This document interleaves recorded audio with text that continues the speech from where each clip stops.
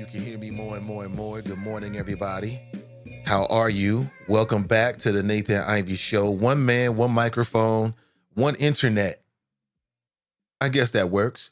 Listen, coming up at the bottom of the hour at 8:30 a.m. approximately, I'm scheduled to be joined by with Janaea Trotter Bratton, who is a black female who is running for municipal court judge.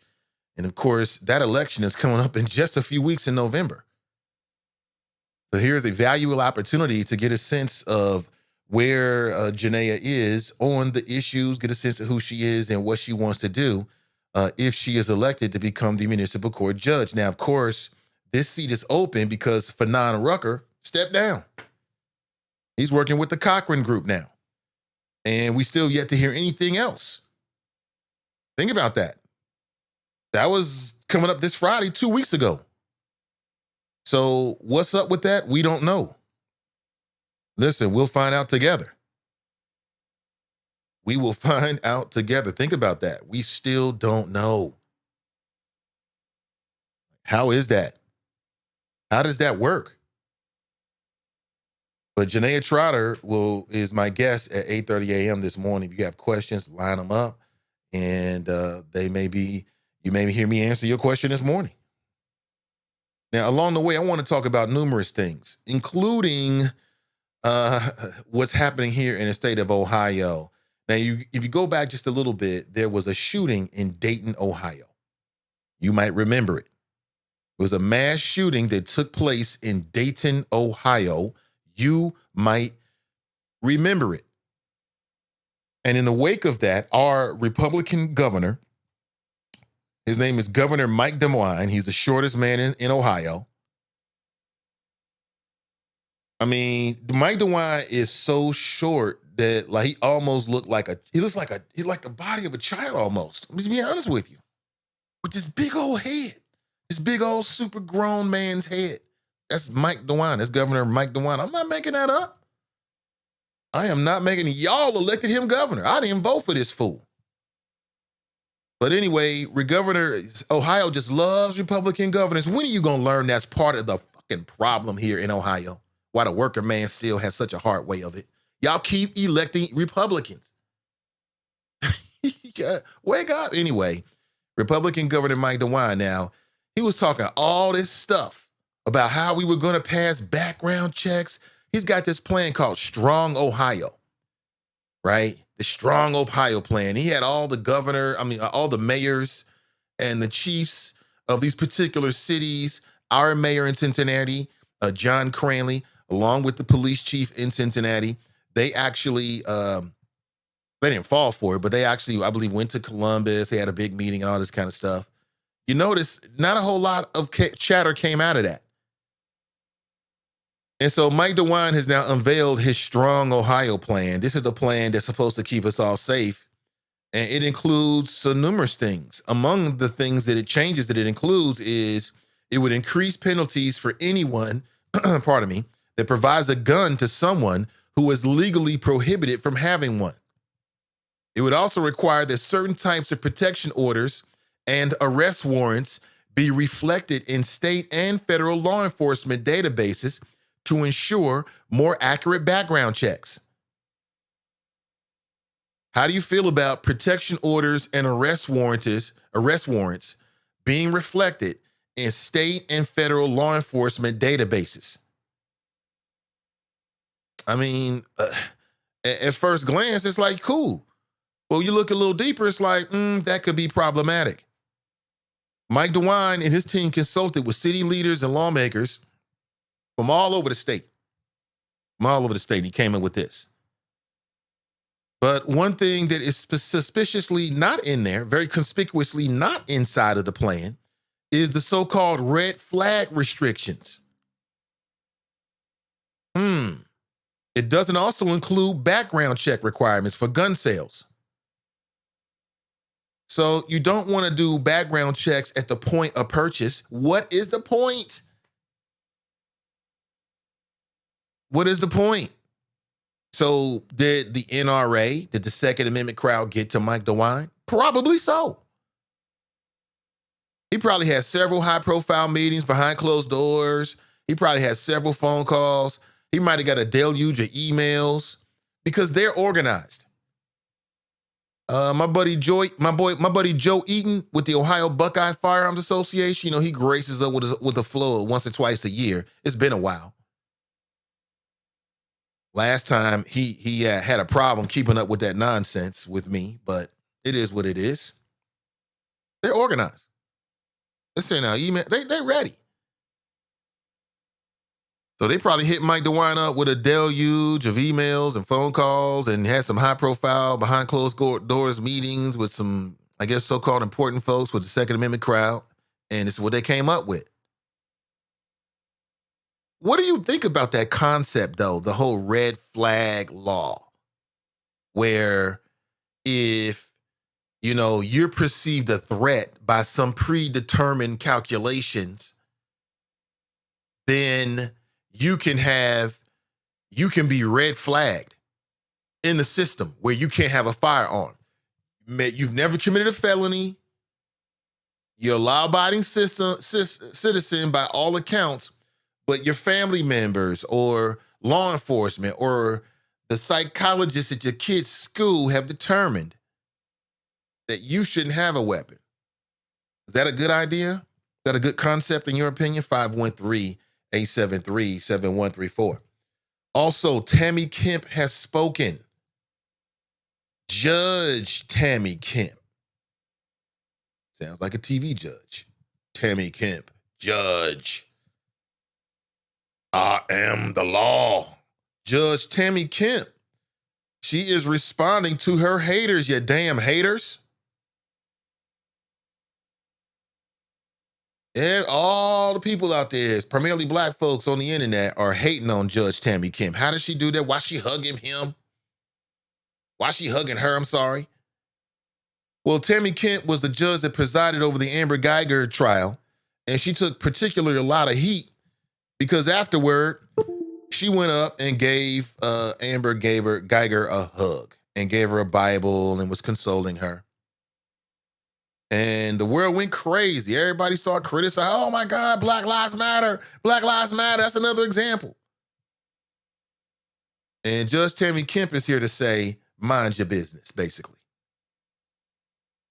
Yeah, she said that she just had to give her a hug. She could not refuse, is the quote.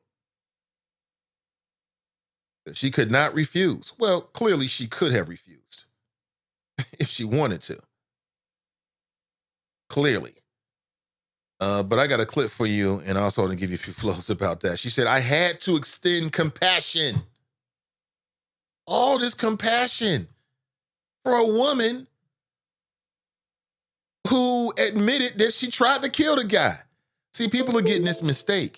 They're getting mistaken with when it comes to Amber Geiger. Yeah, she made a mistake. The mistake that she made was that she was at the wrong house. She did not mistakenly kill Botham Jean. She did that on purpose. People out here acting, they're trying to make it seem like her mistake was killing him. No, that wasn't her mistake. She testified that she did that on purpose. Her mistake is that she walked to the wrong apartment. Everything after that is criminal. I hope she burn in hell. Period. But Amber Geiger, the judge over the Amber Geiger case, she said that I had to extend compassion. I could not refuse. Here's the headline from the Washington Post this morning. Judge defends giving Amber Geiger a hug and a Bible, saying she couldn't refuse. She couldn't refuse? Of course she could have refused.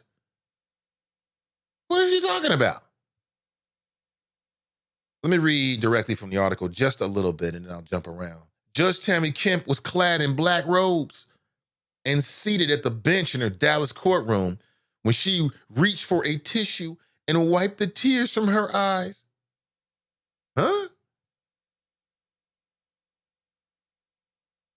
Yeah, that's the opening sentence. Now, on Monday, she had her first interview since the Kemp trial. Since the Amber Geiger trial. And Kemp, who's a former prosecutor, defended herself and said that she didn't know why people were upset. Geiger asked her for the hug, she said. Kemp hesitated, then leaned in and put her arms around Geiger. Hold on. Follow your first mind. Her hesitation was her most honest and sober thought. She should have followed it. Because now what she doesn't understand for herself, she's going to understand this the next time she presides over a murder trial or any trial. Because now the expectation is that you hug everybody. And if you're not hugging everybody, it looks biased. For that reason alone, she shouldn't have hugged on this woman. She hugging on her for. Just give her dap. You can give her the Bible, dap, dap, and keep it going. Give her the good old-fashioned Obama. You know what I'm saying? Keep it going.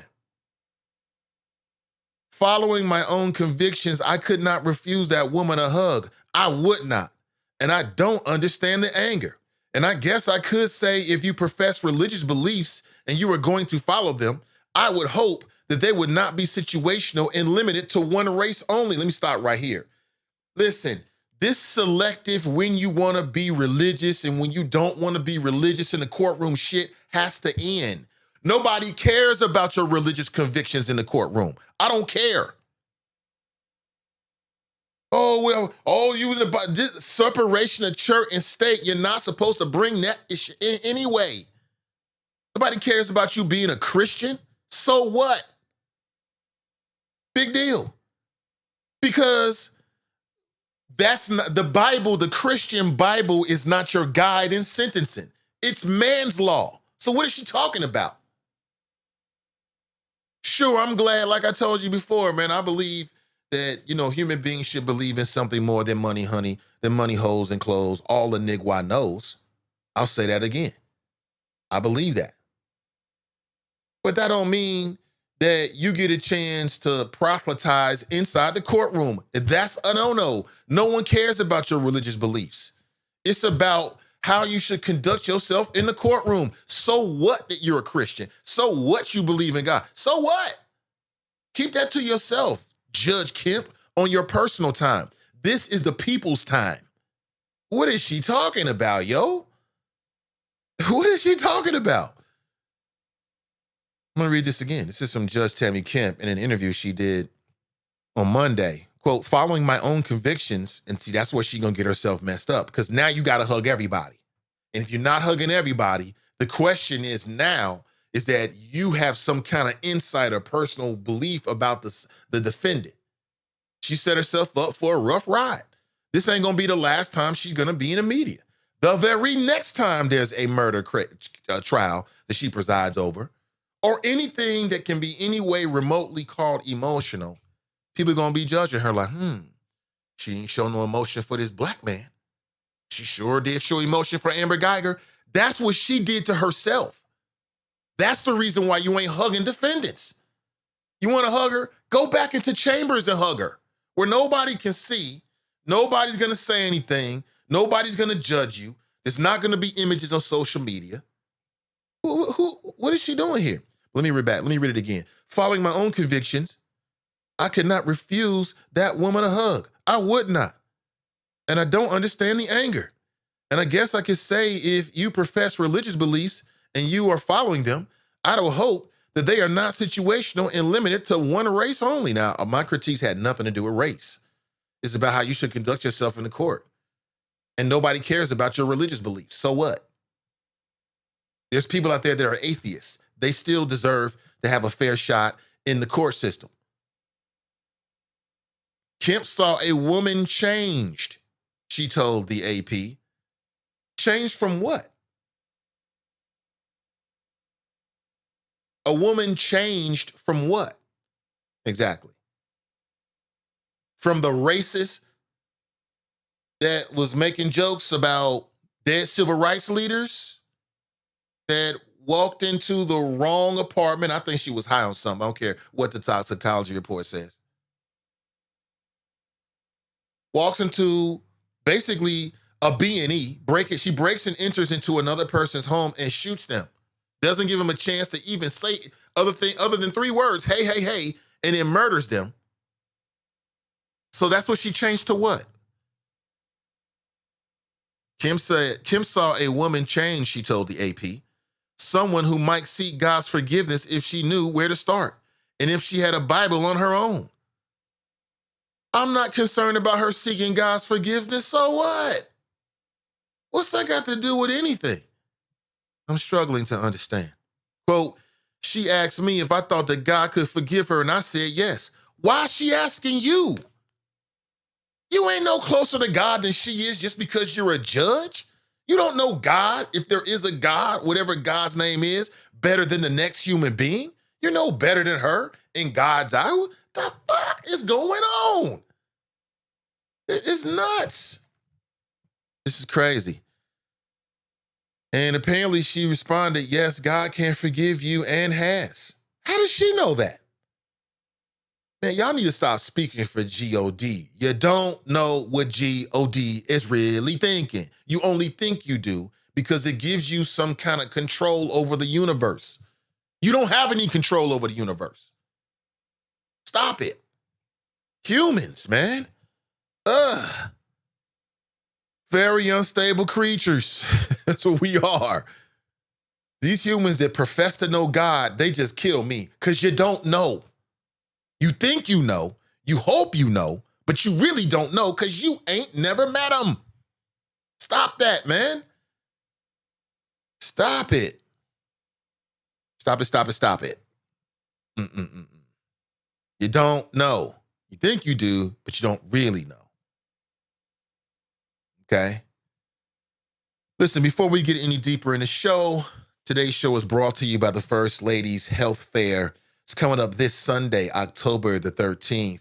Free flu shots, free mammograms, and free health screenings for adults and children here in the Cincinnati area. They're going to have 12 locations throughout Hamilton County. You can find doctors and physicians in Cincinnati accepting new patients, get self-care tips, ideas, activities, and plans. They're also going to have vouchers for free dental screenings at all of the locations because your health matters. Your health is your wealth. So please think about attending the Family Health Day. It's free. It's the 5th year, brought to you by the First Ladies for Health. Now, this is a one-day health fair at 12 locations here in Hamilton County. Anyone can visit any of the locations to get free health tests and screenings. I posted a link inside the Friends page, and hold on here. I'll post one inside the Chop Shop right now. Listen, if this is not right for you, then please share this information with someone that you know. Perhaps it might be right for them. Again, anyone can visit any of the locations to get free health tests and screenings, counseling, and follow-up plans.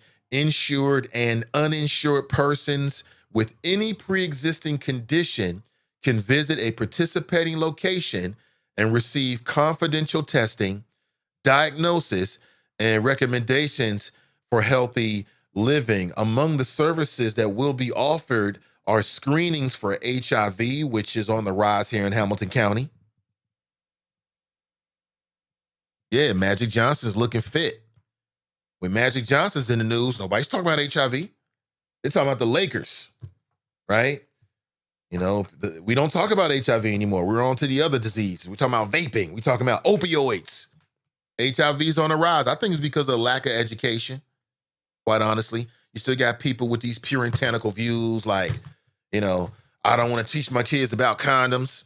That's going to make them have sex, which is ridiculous. Just think about your first couple of times. Think about it. Reflect on it. So among the services that will be offered are screenings for HIV, diabetes, hypertension, breast and prostate cancer. You can get screenings for vision, dental, flu shot, blood pressure, numerous things. If you're interested, there's a link inside the Chop Shop right now and on my pages. You can check it out, Nathan Ivey and Nathan Ivey Show.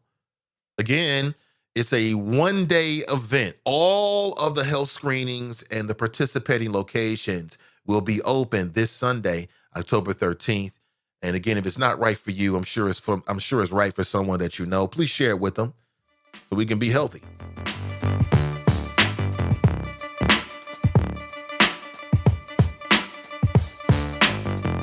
All right, good morning, everybody. Now let's get back to this. 513-873-7134.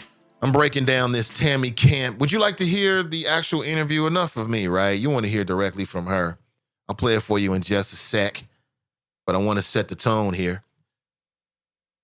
Yeah, so apparently Amber Geiger asked her if she thought that God would forgive her. So all the good black folks have forgiven her for the sin of killing this young brother. I bet she feels better. That's great. I'll say it again. You got folks out there still unhappy with OJ. OJ's on Twitter. They want him dead. They want his ass locked up. Where was all this compassion for OJ? I think OJ was guilty myself, but I'm just saying he was found not guilty. And I'm just trying to make a point here. To this day, people still despise. You say OJ in certain circles, just see it hit you with the bitter beer face. That's the OJ face. This nigga killed her. Where's all this compassion talk? Let me go on the record like everybody else. If somebody mistakenly comes in here and kill me, don't and hug him. Don't give him no sympathy. Oh, Nathan was a nice guy. He would have let him go. He would have no, hell no. Get as much time as you can. Okay, that's the living record right there, the Nathan Ivey Show. The living record.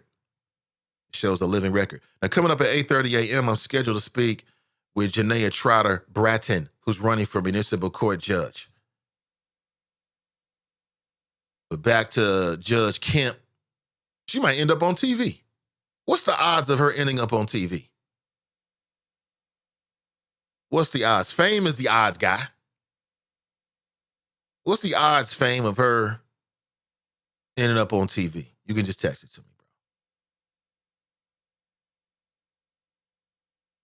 bro. The judge argued that her actions were appropriate because they took place after the trial ended and were not part of the official record. Stop right there. So the fact that you're having any conversation about, any conversation about the professional aspect tells you was a bad idea, right? In your workplace, wouldn't you say that that's probably the rule? Wherever you work, if there's a question about whether it's professional or not, it probably is not. Now, why is that not true for Judge Kemp? In every other professional environment, that's the sort of underlying adult unspoken rule. If I gotta ask you, it's probably a problem. True? Tell me I'm wrong. I don't think that I am. But with Judge Kemp, she can do what she wants to do. I guess, obviously so, she did it. It's possible that Geiger could appeal the decision and the case could wind up back in front of Kemp, who may then have to recuse herself because of the hug. That's coming from a law professor from the South Texas College of Law. His name is Kenneth Williams. He's saying that hug could be crucial in the near future. Quote, there would certainly be questions about whether she's neutral and impartial. True. True that.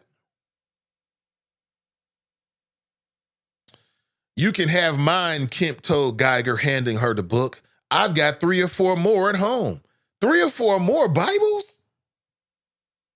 Now, I understand there's different kind of Bibles. I could say, I don't know, man, really religious people, if she got 3 or 4 Bibles, one of those Bibles was probably her mama's Bible or her grandmama's Bible, right?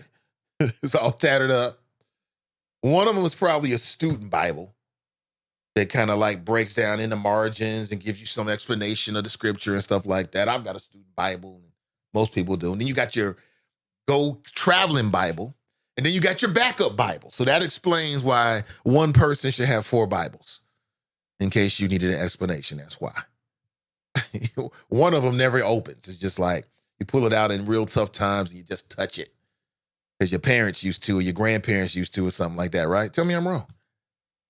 You cannot handle like Bibles, huh? That seems a little. Kemp flipped to a page in the New Testament. John 3:16 is a well-known verse highlighting God's love. This is where you start. Damn, she had a specific one for it too, huh? Well, she's going to have a lot of time to read it. The exchange between Amber Geiger and Judge Kemp pushed the Freedom from Religion Foundation to submit a complaint to the Texas Commission on Judicial Conduct. So there it is. She's explained it. All you folks out there that's like, what is she doing? Why is she doing it? Who does she think she is? She's a judge.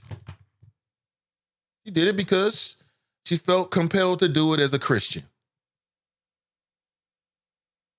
And I just feel like it was an overstep. It's an overstep because people are talking about it. You know what I'm saying? That tells you right there. But good morning to you, Choppers. What do you think? I would love to get your thoughts. 513-873-7134. I do have 3 minutes before the bottom of the hour. At 8:30 a.m., I'm scheduled to speak with Janaea Trotter-Bratton, who's running for municipal court judge here in Cincinnati. All right? Good morning to you. Brian writes, good morning. He was in at 8 a.m. Jared writes, good morning, hashtag Team and I. Listen, we're 8 a.m. all week. All week. Tanika writes, good morning, Naya and the Choppers. Pat writes, good morning. Tracy writes, hey.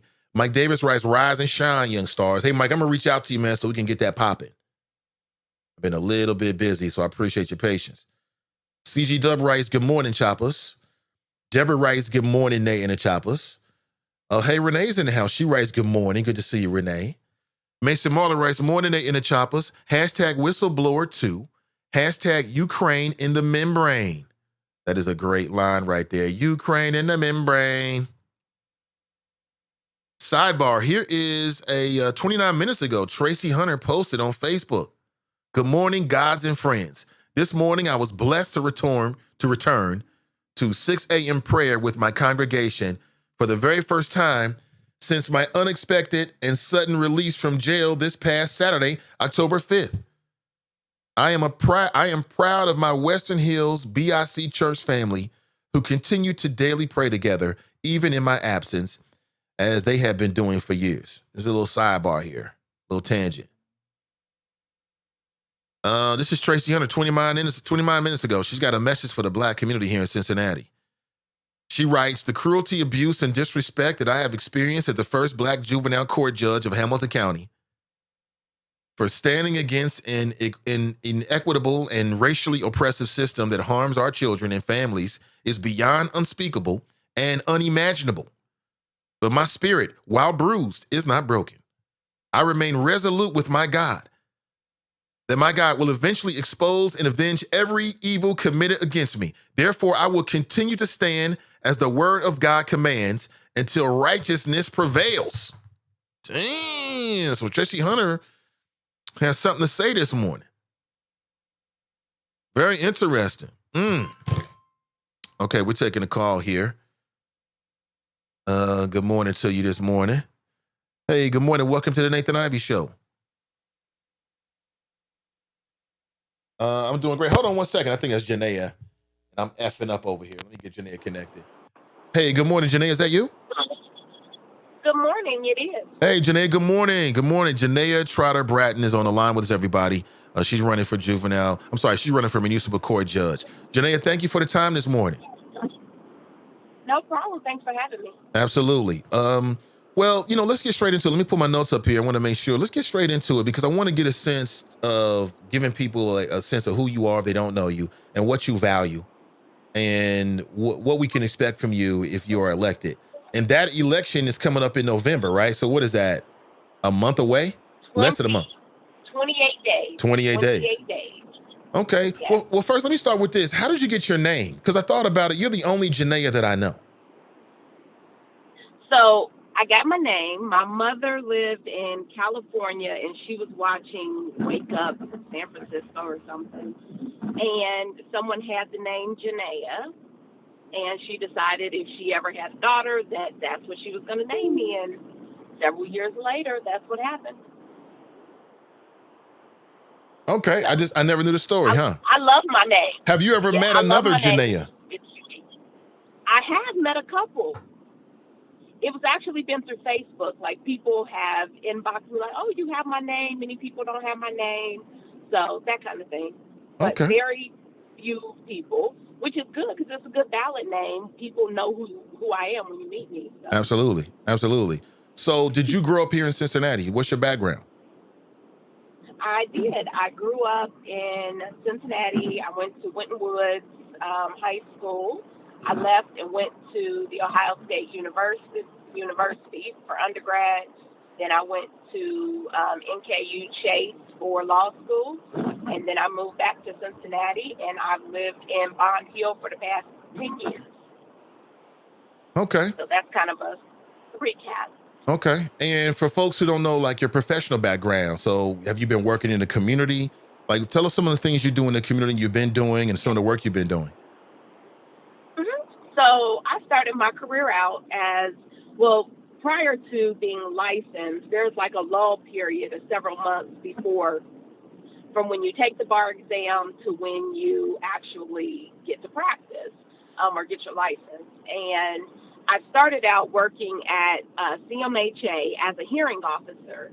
And it was actually that position that made me aware of the collateral consequences of convictions, even very minor convictions, weed tickets, things like that actually change someone's entire life. You can lose your housing, over not even just you doing something, but a family member doing something. And so it really, really opened my eyes to the power that charges and the judicial system, all of this has over a person's everyday living. And so started my career off, I was a prosecutor in the city of Cincinnati prosecutor's office. I left the city after about a year and a half and went into private practice. And I had my own firm for a little bit over 5 years. And I practiced family law, criminal defense, and some civil rights work. And then I left, or I closed my practice and joined Gerhard Stein and Branch, which is a civil rights firm. And I exclusively practiced civil rights for over 3 years, just practicing civil rights.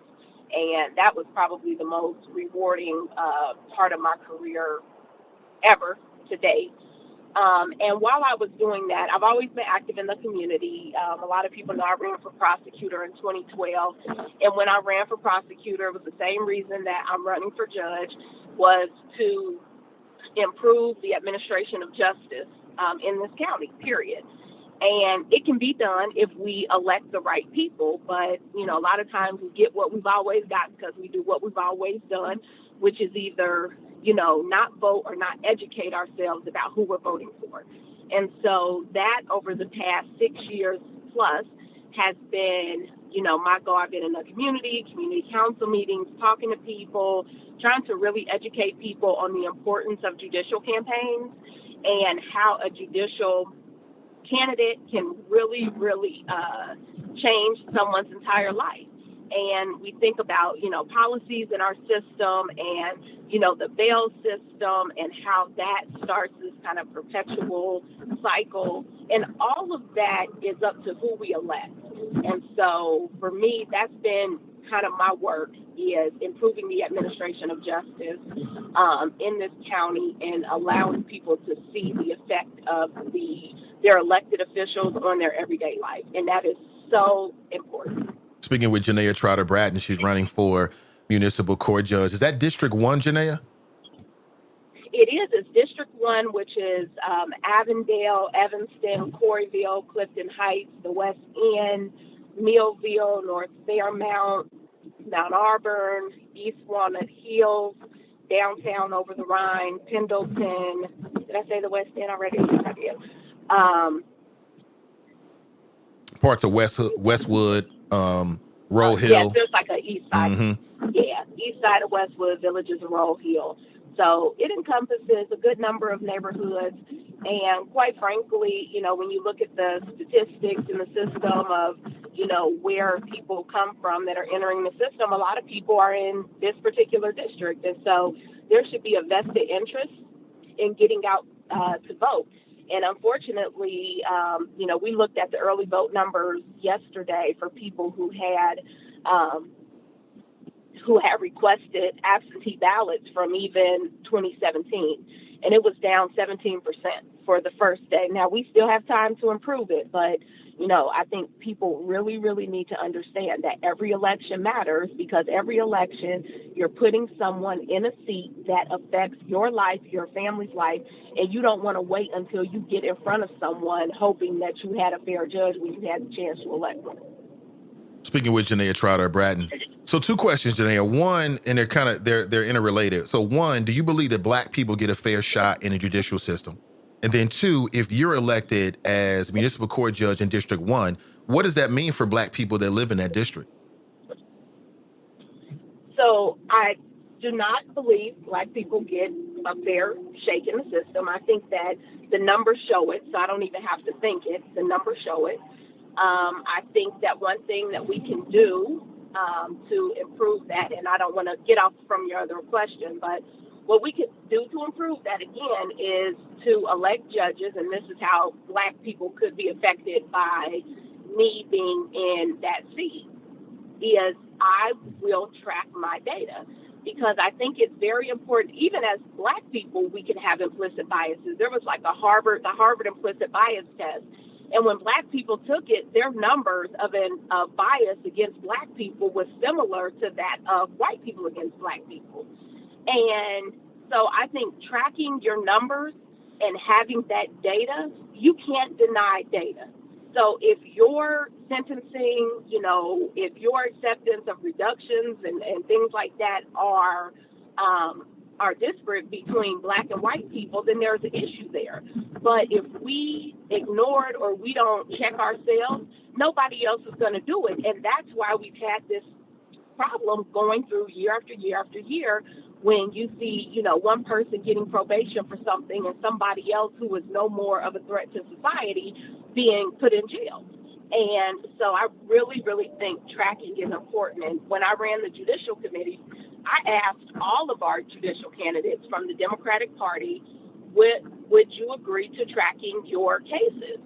And those judges said, or judicial candidates said, that they would. And I know that the clerk of courts is working on, trying to help the judges who, with some type of system that actually do want to track that data. And so I think that that's very important to the overall administration of justice, not just in my courtroom, but in the entire courthouse, is making people aware of their biases and, quite frankly, giving the data to the community. If you see these disparate sentences between Black and white people, you have the data to say, I don't want this anymore. And I think that's very, very important. So I think that's one of the things that I will do that will improve the administration of justice. Now, let me say this, even though District 1 is encompassed by those, few neighborhoods, there's 7 districts, but each of the judges don't only hear cases from that district. They hear cases in the entire county. So the administration of justice would not only be improved in District 1, but in all of Hamilton County, because all the judges hear all of the cases. So the other thing that voters can do is, and I'll go back. So I have Democrat on all of my advertisements, and I've been asked, why did you do that? Is there a Democrat or Republican? Do you think about that when you get in the courtroom? And in individual courtrooms, we don't. At least I wouldn't. So if a Republican comes in front of me, they're a person, just like a Democrat to me is a person, and you have a number of factors before you decide what to do with the case. But in the overall administration of the courthouse, and that's where we need to make a dent, not only in individual courtrooms, because it doesn't benefit somebody to just have a fair shake in Janaea's courtroom when, the other defendants can't have a fair shake in some other courtrooms. And the administration of justice can be improved, quite frankly, by electing Democratic judges. Republicans have had the majority of the court, or have had the majority on the courthouse for, I don't think Democrats have ever had it. And that goes into hiring. There's a lack of diversity in the assignment commissioner's office, which the the judges run. There's a lack of diversity in probation, which the judges run. There's a lack of representation of black judges because the black judges are Democrats, except for my opponent, who is a black Republican, who was appointed 2 weeks ago when Judge Rucker stepped down. But the black judges don't have a voice because they're Democrats and they don't get to sit on important committees. I think Judge Mallory was just after, the 10 years on the bench, put on a committee, and he had to really fight for that. And so their voices are silenced in the administration of the courthouse, and they can only do that good work in their courtroom. So this is why, and I'm so passionate about this if I keep going on and on and on about it, but, improving this judicial system is just like at my core, at my heart, and that's why I'm running for this seat. So, Janelle, what's the number one thing that if you could change it today, like what's the number one improvement you think needs to be made? I mean, aside from just, electing the Democrats as judges, what's the number one thing? Like if that happened, then what? What's the number one obstacle or change that needs to happen in the court system, in your opinion? I think the first thing is bail reform. And so a lot of people don't know this, but there are standard bond schedules. And, if you go in and you aren't going in front of a judge that day, clerks can set bonds via the standard bond schedule that the judges issue. And, unfortunately, this goes back to a partisan party thing, but the majority sets these bond schedules. And right now, the bond schedule for a misdemeanor 3 or 4 in the county is $500 at 10%. That's $50. If you're homeless, it's $1,500 at 10%. And what homeless person has $150? Or even, someone who's in the county has $50 to get out. And a lot of people are like, oh, $50 or $100. That's nothing. But to a lot of people, that makes a difference in whether they can buy food for their kids. And so the bail system, to me, is critically important because it touches on people losing their housing. If you're in jail because you can't get out for $100 and you're no more of a threat than me that could pay $100, the only difference is you don't have money, so you have to stay in jail, and you lose your housing because of it. You lose your job because of it. You lose your sometimes black women are disproportionately affected by this. You lose your kids because of it. That the time or the punishment really does not fit the crime when you look at all of the things someone can lose for non-violent offenses, literally because they don't have money. So to me, that's important. The other aspect of it is that because people don't want to lose their house, their job, their kids, they plead guilty to things that they may not be guilty of. And they do it because it's, for them, taking the hit of having something on your record is less of a burden, than staying in jail and losing everything. And that should not be how our system works if you decide whether or not you want to defend yourself based on what you have to lose. I mean, it's just ridiculous. And again, going back to, this is something that could have been changed a long time ago. This is not rocket science. The Supreme Court justice has said, you all really need to be looking at these things, send something to all the judges in the state. You really need to be looking at the factors that you're supposed to look at to determine whether or not somebody should be in jail. And that is not always happening. And this bail reform has become a buzzword, and everybody's on board with it, but nobody is actually doing what needs to be done to reform the system. So for me, that's the most important issue right now because it affects and touches the everyday lives of people, period. Hey, speaking with Janaea Trotter Bratton, she's running for District 1 Municipal Court Judge here in Cincinnati. So, Janaea, what type of cases will that position see or hear? Like, will it be like misdemeanors, felonies? Is it all types of crimes? Is it criminal crimes, civil? It's all misdemeanors, criminal and civil. So misdemeanors, it's all misdemeanors. And But the important thing when we talk about bails and bonds and things like that is the municipal court judges set those bonds prior to um, the federal judge, a common pleas judge hearing it. So all of those cases come through. So when we're looking at, setting the bonds and bail, all of those issues, the municipal court directly affects it, even though the court only hears misdemeanor cases, criminal cases. Now, the municipal court also hears civil cases. And those civil cases, and to me, also affect Black people because a lot of us have small businesses. And there are a lot of the judges in muni court are judges who have only done criminal law, have not done civil litigation. And a lot of times, and I've heard this complaint, that people's civil cases do not get the time and attention that people's criminal cases get. And it's also someone's livelihood, whether or not you get sued for X amount of dollars and, your career or your name, your business is smeared, you lose, whatever as far as financially, and all of that is very important.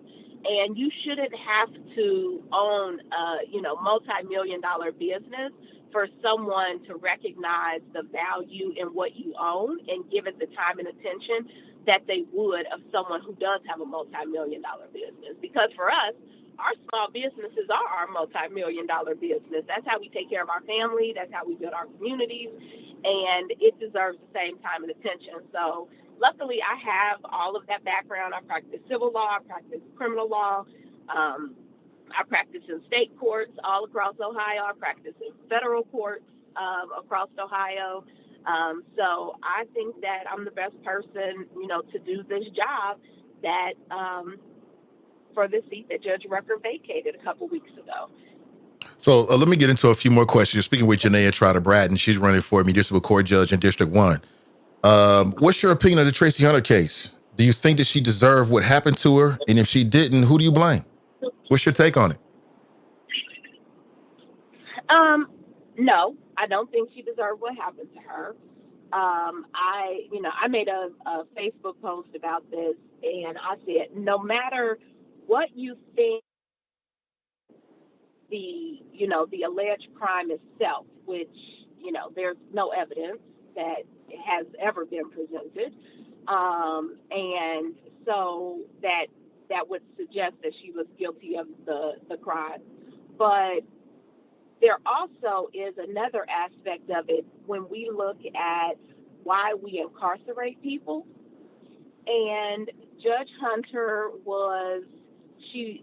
and this goes to me to the administration of justice.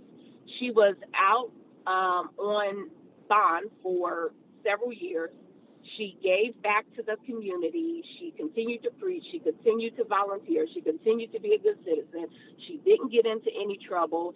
And I think when you look at the overall administration of justice, it doesn't benefit society to have an individual who, like her, in jail. It just doesn't. And so that's where I think judges come in and you really look at what the factors are of why someone should be incarcerated, period. And if someone is not a threat to society, then we should not be wasting jail space on that person. What's your take on the Black Lives Matter campaign? Do you believe that Black Lives Matter in this country? And I absolutely believe that Black Lives Matter. Now, I hope that your viewers would know that about me. I do believe that Black Lives Matter, and I, hate the watered down version of all lives matter. It's obvious that all people's lives matter, but the reason that Black Lives Matter is important is because to so many people, Black lives don't matter. And so we have to make that statement. And to me, it's a rallying cry for us as well, that our lives do matter, even though it has not always been recognized in society. So there's nothing wrong with saying, Black people matter in society when we have, been persecuted to the point that a lot of people don't think that our lives matter. Chocolate Girl Wonder on Spreaker, she wants to know, how does running for a municipal court judge differ than running for prosecutor? What's the biggest obstacle that you're currently facing? Um, there are a few obstacles. One is because Judge Rucker just stepped down September 23rd. The obstacle is running an 8-week campaign, basically. So, excuse me, I have had to, do a year's worth of campaigning, and it'll be about 8 weeks total by the time election day comes. So that's difficult, but I think the difference is when you are running as a prosecutor, you have a lot more leeway in what you can say and opinions that you can give. When you're running for a judicial seat, you have to remain, neutral to the best point that you can. You aren't necessarily supposed to even comment on cases. You can comment on the administration of justice, which is why, when you asked me about Judge Hunter's case, I tied that to the administration of justice because I think the issue behind it, not necessarily the merits of the case, is what I can speak on, is the administration of justice. And so to me, there are a lot of things that I would love to speak on and that I have been very vocal about throughout my career, but it is difficult being silenced kind of in that way, especially with me and my mouth and how I like to call stuff on the carpet. But it's something that for this particular seat has to be done, and I think that it's more important for me to be elected to this seat and be able to make change in people's lives and to talk about it.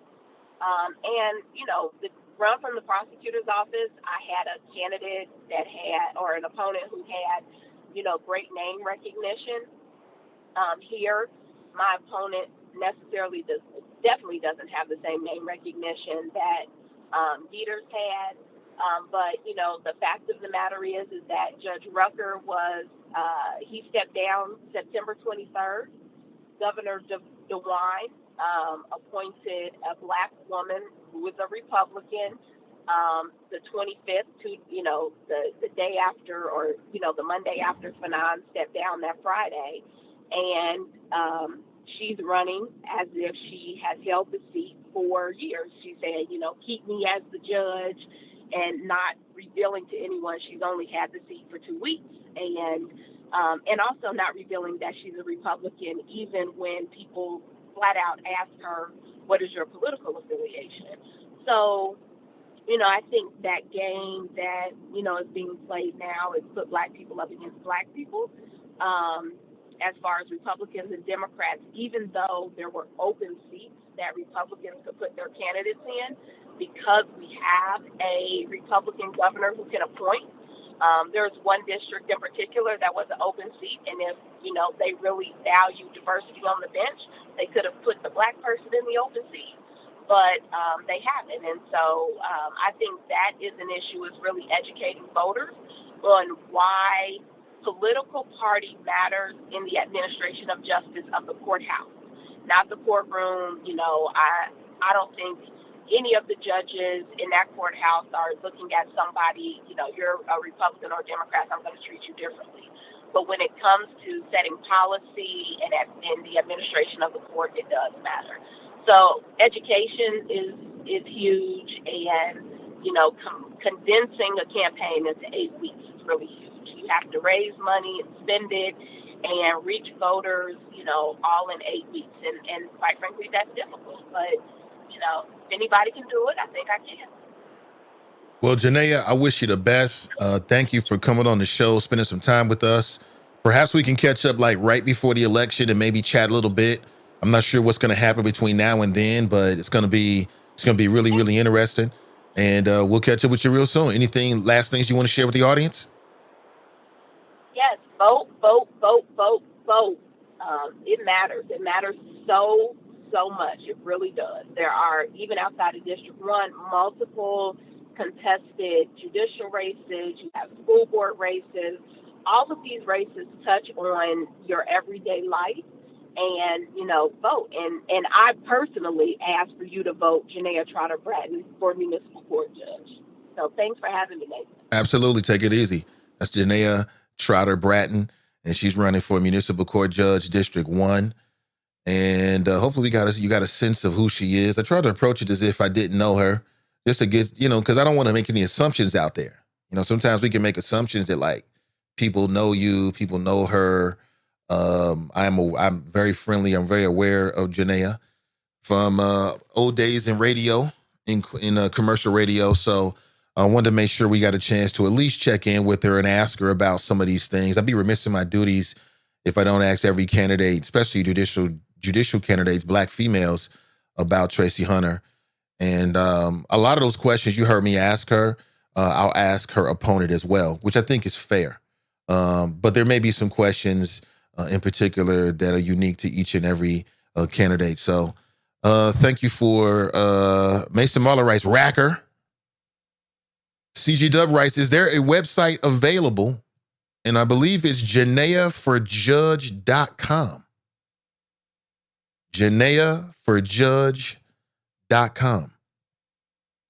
JanaeaForJudge.com. All right, don't forget, we have a CCW class opportunity coming up this Sunday. We're going to be meeting up at 8:15 a.m. out at the Fairfield location. Our first CCW class is going to be instructed by the folks over at Ride or Die. If you're interested, we do have slots available.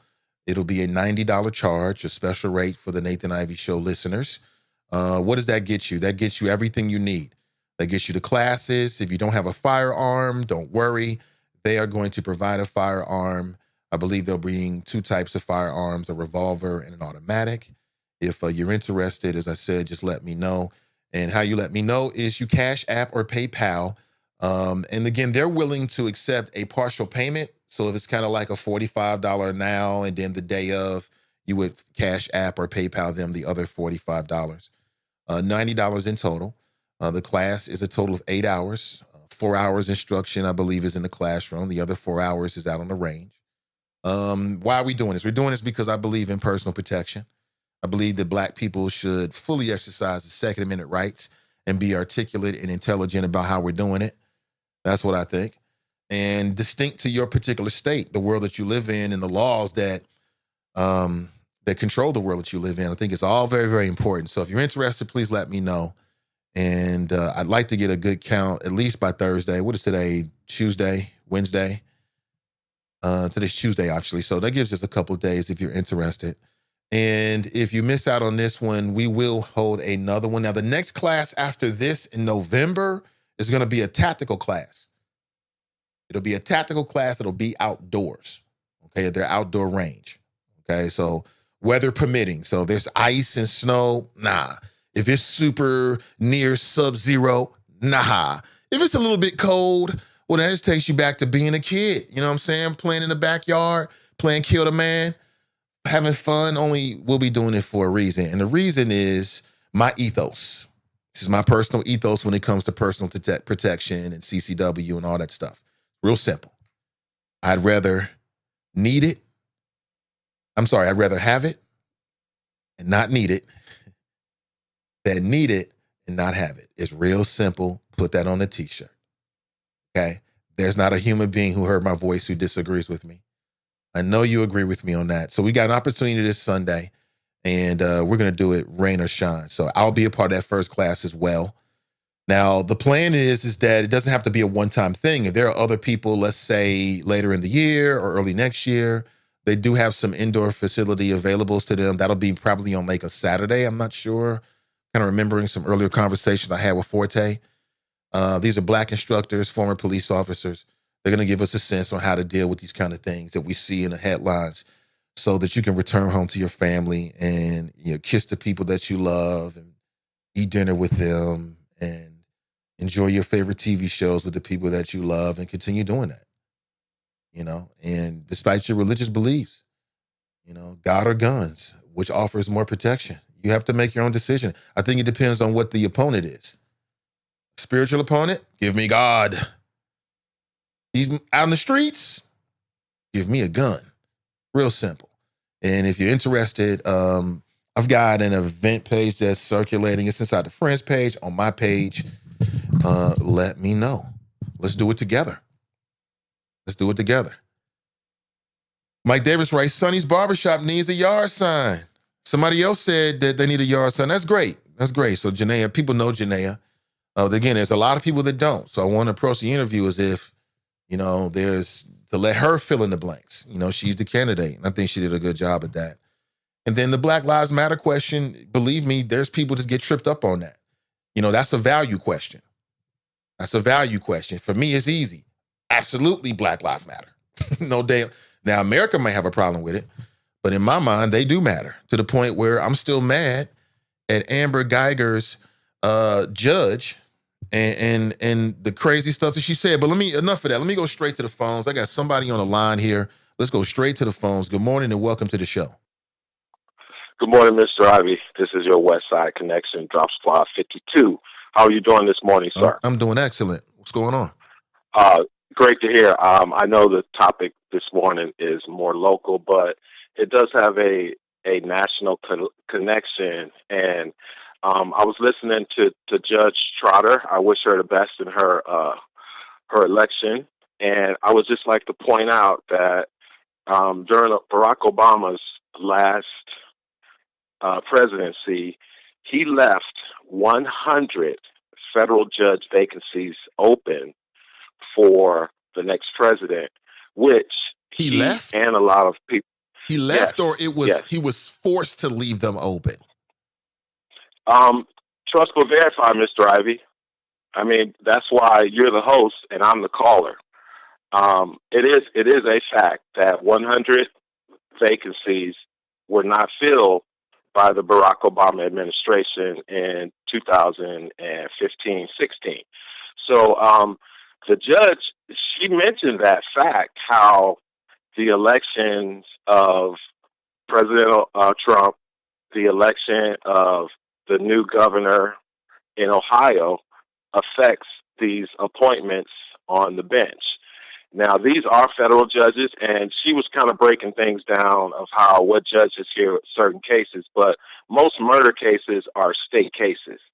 But on the federal level, it is a fact that 100 seats were left open, and now Donald Trump has filled, I think, most of those seats already. Because, again, nobody thought that Hillary was going to lose. And a lot of things that are happening right now to the Trump administration is clearly because the Democrats were not prepared for the Republicans taking over. Okay, I mean, I could go down a list of a number of things that Obama pretty much just left on the table because him and everyone else. That's not really the story behind that, though, Drop. I mean, the real story behind it is the Senate Majority Leader. But Nate, that's not the point. But Nate, that is the point, though, Drop. That is the point. That is not that. But what I'm saying is, if the way you're starting off this point is that, then it's the way that you mischaracterized the fact that Obama was forced to leave office. And I didn't say forced, Nate. I know you didn't. That's what I'm saying. But that's what happened, though. No, I mean, but see, again, Nate, that's why I always say trust but verify everything. Okay, but see, I say things, Nate, because I know people that listen to this show will check what I say, and I usually come on your show with real facts, Mr. Ivey.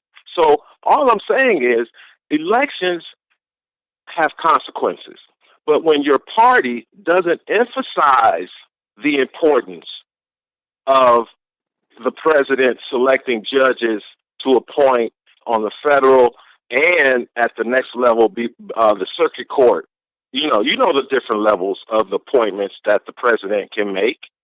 Okay, so again, Nate, I don't come on this show to argue with you about Republicans and Democrats because I know your show is fair and biased.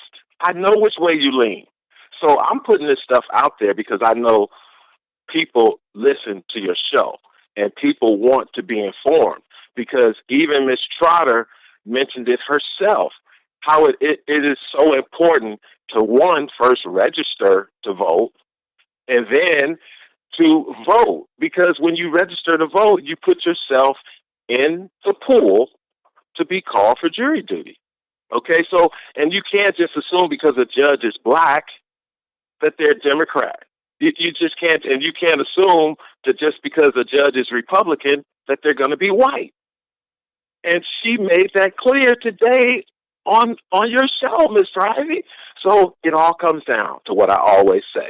I know. Trust but verify everything. I know, man. That's what I'm doing. I'm verifying it right now for you. And what I'm telling you is you mischaracterized it. Obama didn't leave it open because they didn't expect for Hillary not to win. That wasn't why. The whole strategy from the Republican minority leader, the Senate Majority Leader, Mitch McConnell, was to leave these open so that the hope would be that a Republican would win and then they could start to fill them. And that's what happened. No, that's not it. See again, Mr. Ivey. No, everyone knows it. Okay, what did Judge Trotter say about having a Republican governor? Okay, she said that when the governor is Republican, they're gonna fill those vacancies with Republican judges. So the 2016 election had other things on the ballot besides Hillary and Donald Trump. There were governor seats open. Nate, do you remember Stacey Abrams? See, Mr. Ivey. She got played. Again, she got played by the white guy. But again, Mr. Ivey, you bring up Mitch McConnell, and all I'm pointing out to you that your assessment is not 100% correct because of the narrative that the writer wanted to present. And I keep telling you, Mr. Ivey, all elections have consequences. So Mitch McConnell, he also thought Trump was going to lose. So Mitch McConnell wanted to wait and see if any Republican governors would win.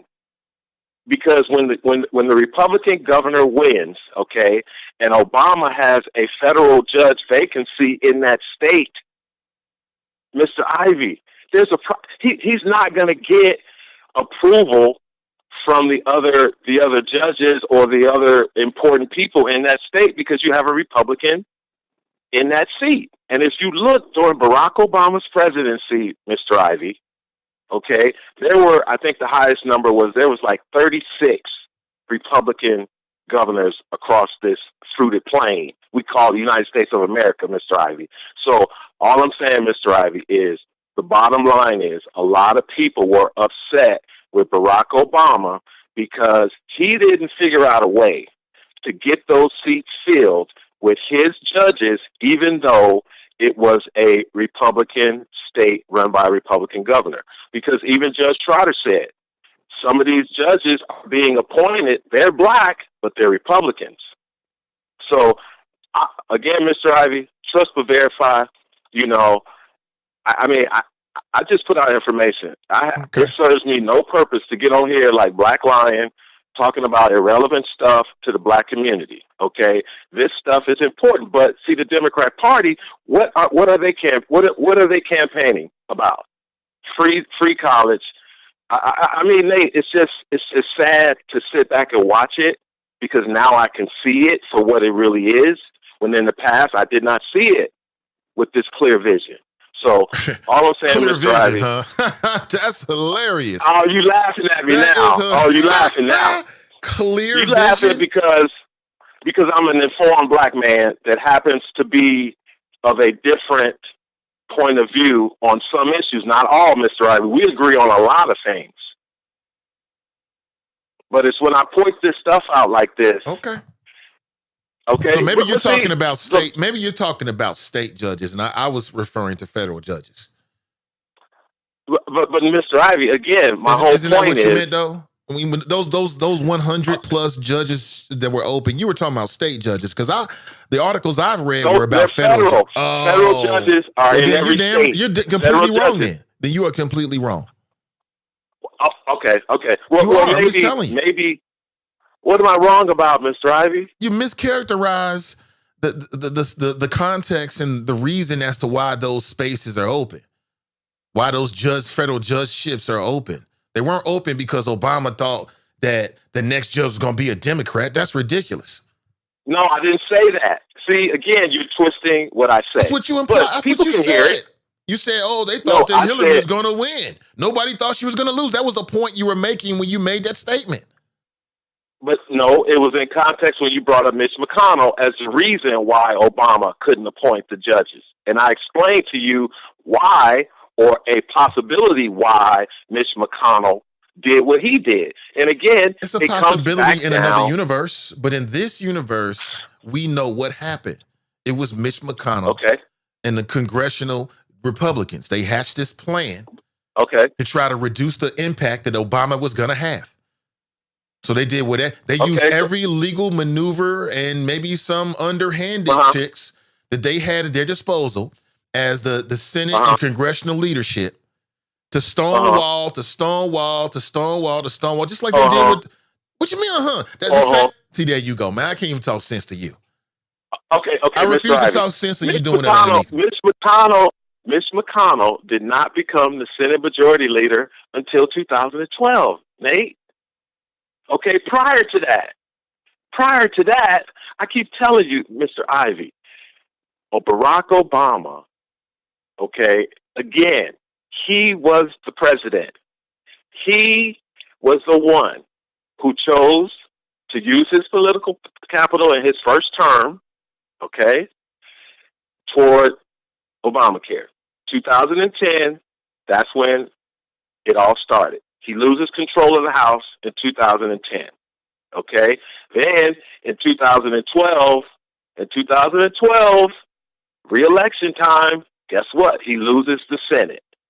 So Mr. Ivey, all I'm saying is, when you read the article, and like I initially said, all people know is Barack Obama was the 44th president. When he left office, there were 100 federal judge vacancies left to be filled by the Republican, newly elected 45th president, Donald J. Trump. Now, Mr. Ivey, that's all that matters. Somebody just wrote, this is Cam, he wrote, can't trust any black man that quotes Ronald Reagan. Mr. Ivey, I don't think I've quoted Ronald Reagan once in this call. Oh, you did? So maybe you quoted him, or maybe you put words in my mouth that was a quote from Ronald Reagan. But see, Mr. Ivey, all I'm telling you, sir, or all I'm trying to get across is that it is important for politicians who are running for office, regardless of the level, just like Judge Trotter did as a guest on your show. She clearly stated, the importance of registering, knowledge, and voting. And we all know there's no party affiliation for certain judges. It's a reason for that. So again, the judge in the Amber Geiger case was a black woman. Now I don't know anything about Dallas and how she was appointed or put on that case. We don't know, but people see her and they have a certain assumption until the case was over and she hugged the woman. Then everything changed. So all I'm saying, Mr. Ivey, perception is not always reality, and you don't know what you don't know. Drop Squad 52, dropping science to anyone who wants to catch it. Peace. Mm-hmm. Well, let me update what you said, Cam. I can't trust any black man that quotes Donald Rumsfeld. He just quoted Donald Rumsfeld. You don't know what you don't know when he was talking that yabba dabba doo and led us to the war in Iraq and got a lot of other people's kids killed and maimed and effed up in the head. I was never with the war in Iraq. Ever. It's terrible. Absolutely terrible. Drop is hilarious, man. He don't know what he talking about, but we'll let him have his little fantasy world. Listen, if you miss my conversation with Janaea Trotter Bratton, who's running for Municipal Court Judge District 1, circle back around maybe about 30 minutes after the show ends today and check it out. She was on at about 8:30 a.m. approximately. She was very prompt, actually. And so 30 minutes into the podcast. Thank you for being here. Thank you for being here, man. It's a lot going on. Now, tomorrow, I'm going to be over with the Cincinnati National Association of Black Journalists. They've got a podcast one-on-one panel that's popping off, and I'm very proud to be a part of it. And so I'll be over there for a couple hours. If you want to step out, that could be a great opportunity for you to step out if you're into podcasting. And they haven't really broken down. They didn't ask me any specifics about what to talk about that may happen. But we'll talk about podcasting. I'm just interested in meeting other folks, connecting with people. Let me see. Thank you so much. Thank you so much. Janae Trotter Brad, she shouted me out on Facebook. Appreciate it, the interview. Hopefully everybody heard it. Just wanted to give people a sense of what's going on, what you think about her. I'm getting crazy text, man. What is this now?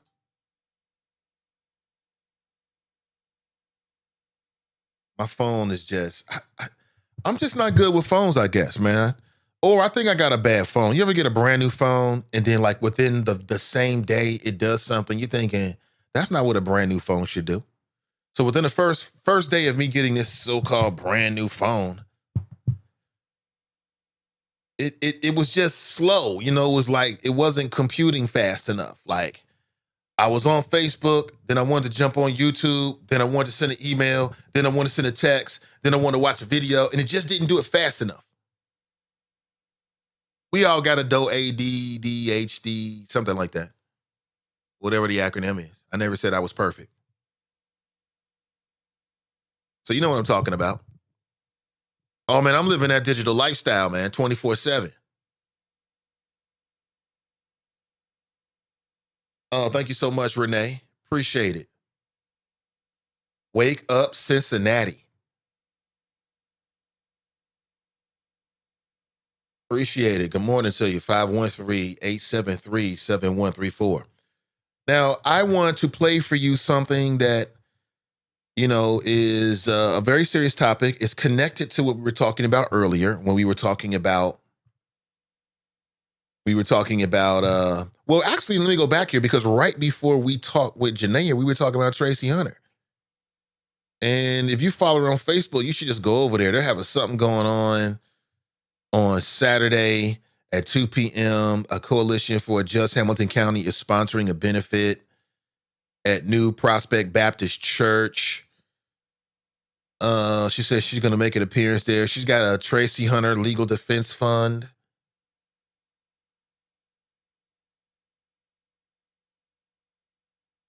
She writes, we should be able to run. She said, as Black people, we cannot continue to accept being oppressed and treated like second-class citizens in Cincinnati.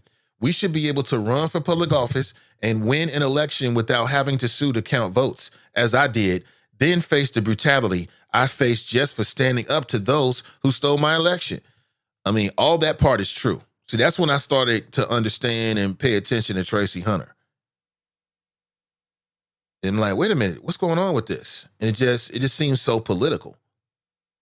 And, you go in certain spaces on the internet and that people here locally go to, and you're going to see people saying a lot of nasty and vicious things about Tracy Hunter and da-da-da-da-da-da. I mean, those folks are always going to be here.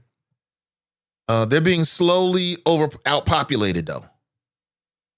Like, give us 50 years. Oh, my gosh. Oh, great. Oh, okay. Let me see here. This is nice. I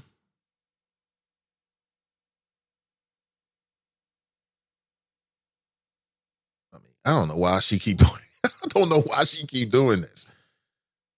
Man, she is so funny and she's so wrong. Oh my gosh. Oh man. Hilarious. A little side chuckle. I'm sorry. I saw something on Facebook that made me think and chuckle. Oh my God. Did you know that the judge, Norbert Nadel, wrote an opinion piece in the Inquirer in which, here's the title, Time for Tracy Hunter and her supporters to move on. What? And I see TNT in here throwing flames. TNT in here is Chun-Li style on them. Damn. 12 hours ago, this is our very own TNT. How about her supporters go back and protest in front of that old senile bat home in Dinkerlacker's house? Those cowards started this, but the people will finish it. What? Lance writes, some guy named Lance Alexander writes, the people won't do jack, and you know it. Then TNT, she fires back, no, you won't do jack. Damn, TNT, what the hell happened? Let me see if I can find my Chun-Li. Here it is. I got my Chun-Li sound effect.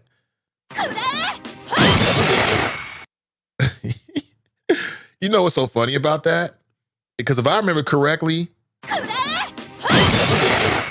do you remember, like, every one of these little sound effects? Where did you come from? Has for me, it tells like a little story for the show. And it's just funny. I just remember when I added that to the, let's say, the sonic tapestry of the show. Oh, that's funny. That is hilarious. Damn, she's going back and forth in here. I don't need to read all of it, but you can step in there and check it out for yourself. Damn, they is flaming up about Tracy Hunter. I'm glad to see Tracy Hunter out. And I think what it should do is encourage people to organize. I think it should encourage people to think about what they can do to challenge the status quo here locally. I think that it should encourage the next generation of Black lawyers and judges to go get educated and then to be a part of the system as judges. And all the folks that work in all the administrative offices and all of the buildings and support systems that we doing jobs that make up the local matrix that we don't even know about. I think there should be a serious look at every position, every administrative position, so people have a better understanding of what that bureaucracy really is. Because honestly, looking at it right now, we know about this or that, but for me, honestly, there's still a lot of unknown, a lot of question marks about the system itself. I'm talking about the juvenile court justice system. The system, you know, like I said, that produces Black lawyers and produces Black judges, that next generation. Y'all should be fired up about that. The worst thing that can happen is people allow that to maybe prevent them from being the next juvenile court judge. Because it's going to happen eventually. It may not happen. It'll happen in our lifetime. Within our lifetime, if we live another 30 years, let's say you live another 40 years, in your lifetime, do you think there'll be another Black person, a Black female, that runs for juvenile court judge? The answer is yes. A brother already did. He lost. Was his name Payne? I believe something like that. Yeah, I mean, you know, got to push back on these fools, man. Period. On these suckers. They ain't nothing but suckers. All right, let's go to the phone. Let's talk to John from Princeton, New Jersey. He can give us some history that we already know. Good morning, John. Good morning, Mr. Nathan Ivey and the good people of good Cincinnati, as well as the good people around the world. And yes, those choppers. Good morning, sir. How are you? I'm great. Welcome. You was enjoying the flows you had for the last hour. And just now I was reluctant to call. I was going to just listen in. But you talked about how we in the Black community, young people coming up the circle or going to school, should consider going into law practice and being a part of the system so we can take control of some of these situations. At least I hope we think we can take control. Let's back up a second. You know, I agree with your assessments that, yes, we should be a part of the status quo, legal systems, judges, lawyers, prosecutors. But the only problem I had, this is my personal opinion, is I've had some bad lawyers in my time over the years, and we do the best we can, be it young, trying to research and pick the right lawyers. But the system is rigged. And the system goes all the way up to the Supreme Court. Judges are in bed with lawyers. Lawyers are in bed with prosecutors and judges.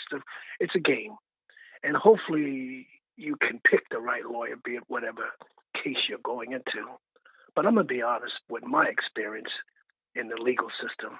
And you'll read about it next year when my book comes out, because I point out some of the corrupt lawyers. I'm not saying all lawyers are bad, but there are a lot of bad ones out there that sell their own people down the drain. I'm going to talk about it in my book next year. You have to hold on and wait for that.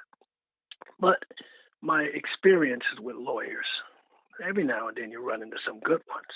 But when you go before that judge, I've always believed most cases are won and lost before you even get in the courtroom. And most of the time, your lawyer knows just what's going to go down the pipeline. He or she may tell the client, and then most of the time, they won't tell the client. It's like being on the stage. You're acting. You're performing in front of the audience in the courtroom, and you're performing in front of that judge. But they know what's going to go down. Every case is a little bit different, high profile, legal. Sometimes you don't know everything. You got to play out the part. But the system is corrupt. It's always been corrupt and will stay that way, depending on the case you're dealing with. So, what I'm saying is... Well, I mean, the least we can do is vote on these judges and these publicly elected positions that influence that particular system, whether it's the juvenile court system or the federal court system or the local criminal court system, right? At least we can do that, John, or Zorro. I mean, yes, come on now. Yes, but we can, I followed Judge Hunter's case from the time that started over a year ago. And I spoke out highly when I saw what was possibly going down the pipeline. I saw and I spoke out the first day the bamboozle was coming at her. I called in at the time. I believe you were on. I think you were still on the station, WBDZ. And I said, I saw this wasn't going too good. And the community right there in Cincinnati have to stand behind it. However it falls down the pipeline, let's see how it plays out. And we saw how it played out. Her case was a clear example. When you reach the height of that status, and she was a local judge, they wasn't playing the game with her, and she wasn't playing the game with the system because she knew the system. She was smart. She was intelligent. People come before her court, and most of the time they were black. And she said, "Listen, you come before my court again, and the wrath of God will come down. I'm going to give you a chance to claim your act up." So it's a lot more to her case, which I think it's going to come out. It's a lot more coming down the pipeline, and she's not backing down. And she's going to clear her name at some point in time, because the impression, and most of you local people there in Cincinnati, I listened to the Lincoln Ware show, and I heard that interview he did with her. It was a very good interview. And she basically laid out what's going to come down the pipeline. I read between the lines. So her case is a clear example how the system is so rigged, and how, look at her, as I stated, it's a clear example of her case on how she reached the status, but she wasn't playing the game. Now, how many black people that get in that position will play the game and buckle down, or look the other way and say, I'm not playing the game, to her superiors on top of her? That is like an old boys club. You think the judges don't get together on the weekend, drinks, dine, cheat on their wives, or maybe switch wives and every little... No, I don't think they switch wives, man. Where the hell that come from? Your mind is always in the gutter, man. Let's keep it real, as Sharp they used to say. You think that stuff don't go on? You think those judges, when they get busted? Oh, was some case I remember I heard about maybe last month, or some judge that got busted and he had to step down. But when they get busted, they get a slap on the hand. Yeah, they got to step down off the bench, and they go off to the sunset with their little retirement monies and the minks. But they won't lock these guys up because they know too much. And you can't knock them off because they know too much anyway. So, her case is a clear example of an African-American judge plus a female that wasn't playing the game. So they rigged the system and threw all kind of charges up in front of her, claimed she did something with her brother, pass information. And when I listened very carefully to that Lincoln Ware show, and I listened to everything she said, and I think she's not finished. So they Okay, had so to she let was on her with out. Lincoln recently. What was that, yesterday? Yeah, if you go to the pod show and listen to the show. Okay, I might have to check that out, actually. She stayed on, I think, for almost a good hour. It was a very good interview, and she Oh, I'm laid sure it out. was. Props to Lincoln. She laid out what she's going to, I'm sure she's not going to tip the hand too much, because be it she writes a book or she runs for something, or I think she's interested in clearing her name. And no, you're not. She don't need to clear her name. My name. I mean, I can't say that. I mean, I know that there are some professional, like if she could clear her name of all the charges, that means that she could basically get back and do, her profession. So I don't know if that's a path to that or not. I don't know enough about the details. That's quite interesting. Well, Very I interesting. I don't know she didn't sign. Now, what they wanted her to do, she could have got out of there a couple of weeks ago, but she wasn't playing that game. So she decided, no, I'm not signing this document that you put in front of me. And it's all lies claiming I did X, Y, and Z, and I know I didn't do it. So she stayed in there anyway. So I think it was pressure on whoever the judge that oversees her case. It was pressure by community leaders, Bishop Hiller, and a lot of people put pressure on the system. You better get her out of there, because she dies in there. She's losing weight. She's not eating. She dies in there. That city may turn upside down. And I stated a year ago when I saw what was going on the radio, we need to protect her, because something is not right with her case. And she held to her guns and wasn't buckling in, and I'm glad the community there did back her and stay behind her. And it's not over. I think that's not over. So I'm hoping, Mr. Nathan Ivey, you can get her on the airway. I don't know how much she's going to talk, if she's going to go after her attackers. I don't know how much she's going to say, but they're monitoring her.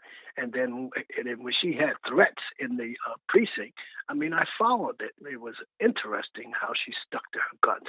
But let's get back to the question at hand. It is how many of us, when we get those legal lawyer's license, how many of us that we reach the high pedestal of our careers, are we going to play the game?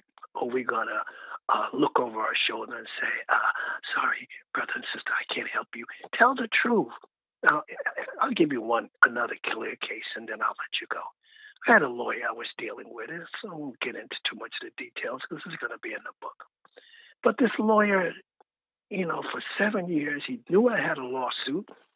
I documented everything. I covered my butt.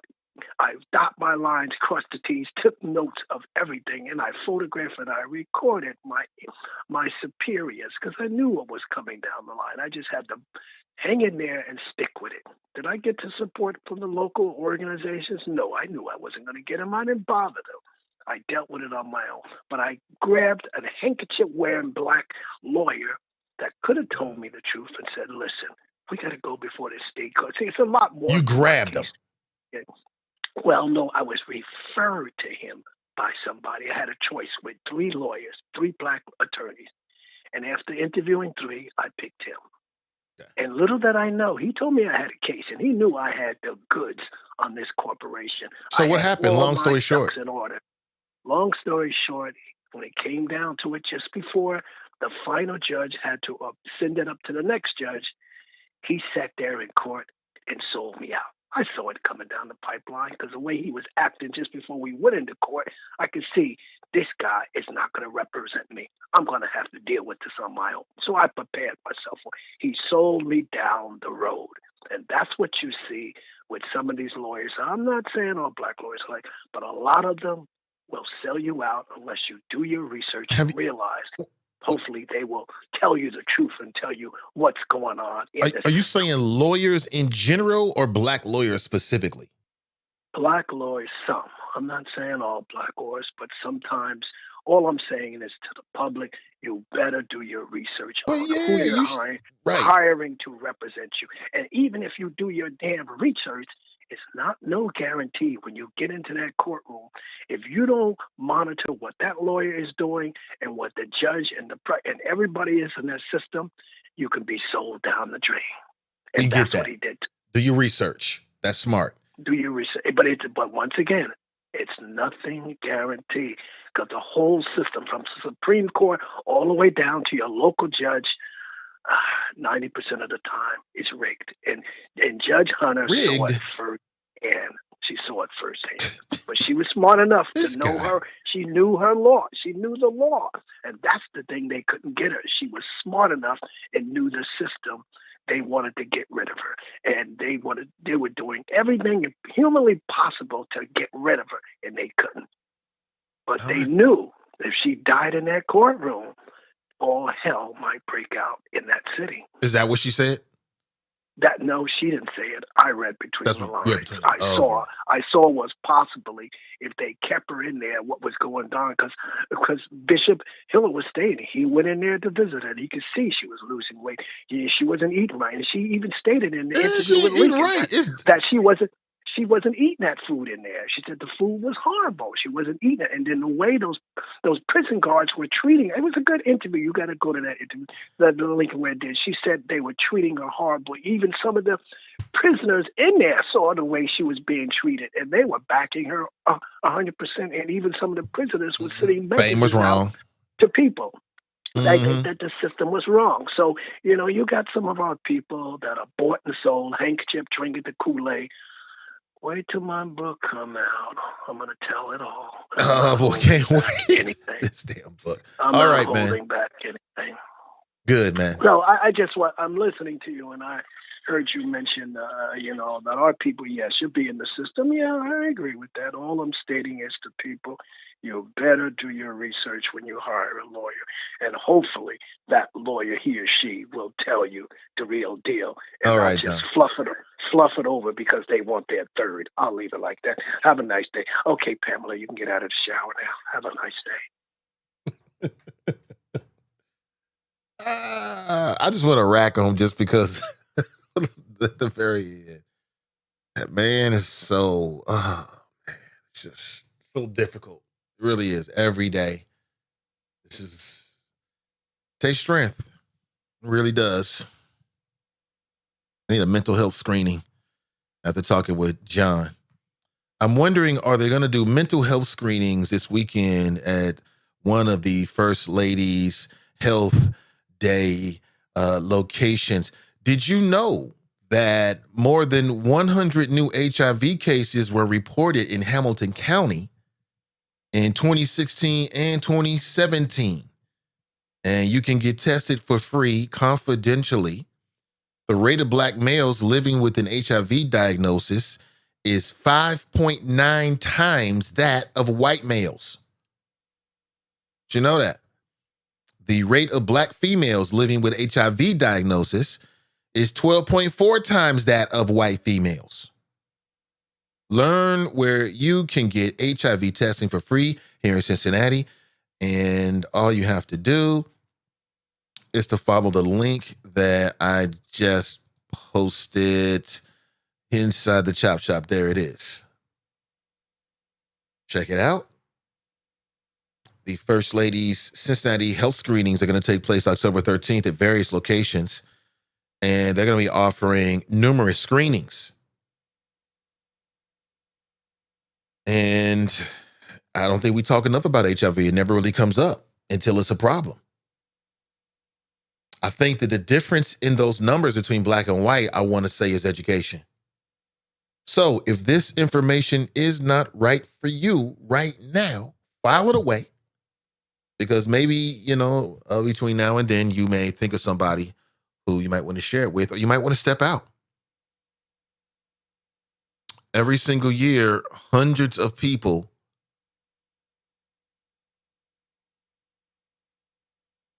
I would say, are saved because of health screenings, whether it be for cancer, different types, breast, prostate cancer.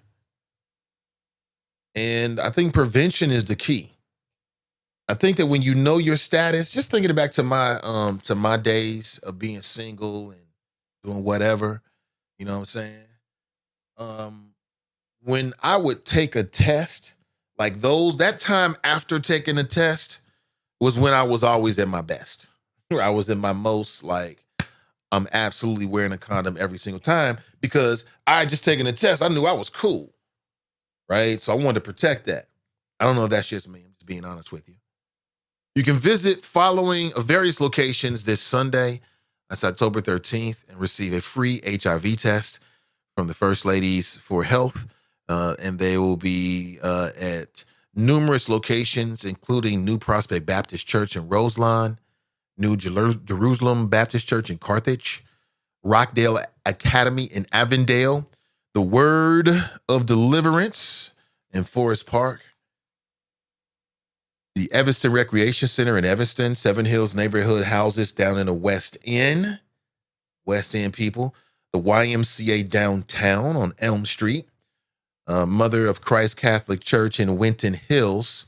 That's over on Winnesty Avenue, on West Side, folks. And check it out. Check it out. Prevention is the key, of course. We already know that. Good morning to you. So apparently there's some kind of mute John movement going on.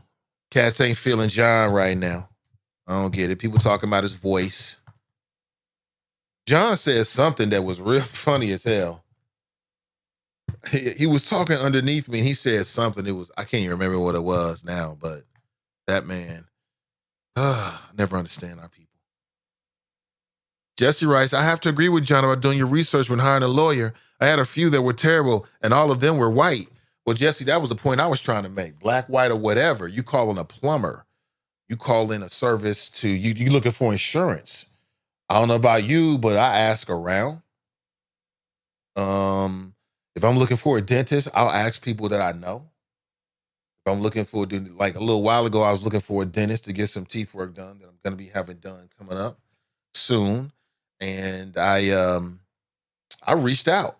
I was just asking people like, hey, because that's, and then other than that, I may go online and I'll go to their Google page and look at their rating and look at the comments. I'm really good about that at restaurants, things like that. Like that's the point I'm trying to make. Like, I appreciate John telling us that, but we smart people here.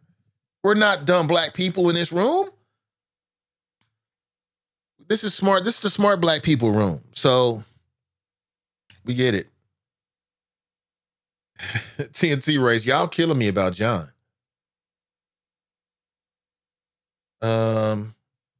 Drop writes, Russia, if you're listening, hang up on Zorro. See, there you go. Cam's got a new crusade, huh? He says, hashtag mute John, aka Zorro. Is that right? Y'all are hilarious. Mike writes, why was Lincoln asking her all those personal questions about jail? Like, what was it like to undress in jail? WTF? See, I missed it. Nobody sent me a link. Nobody said anything. Y'all wrong. I'm working backwards here.